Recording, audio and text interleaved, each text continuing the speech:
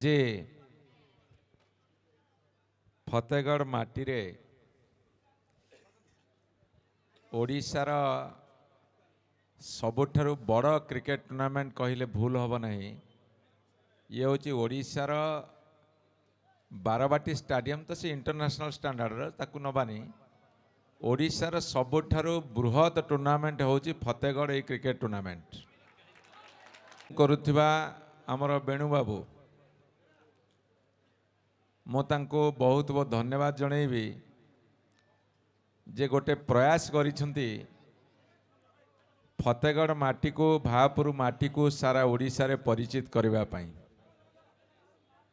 आज जो भव्य राम मंदिर होईची सारा ओडिशा रे मते बहुत लोग अप्रोच करूछंती आगे आमे नयागढ़ जिला बुलिवा को जीवु। मो पचरे कोठी कोठी जीवा फतेगढ़ जो द्वितीय अयोध्या है से जीवु।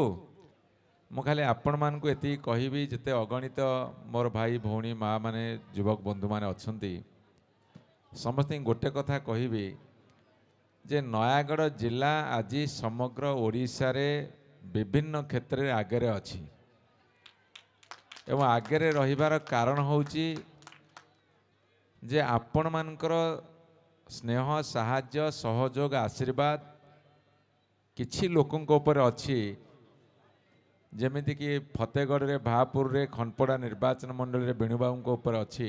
मु समस्त युवक मान को आह्वान देवे जी जेते अधिका काम करिवो से सेते अधिका सुस्थ रहिबो एवं सेते अधिका आगु को जीवो।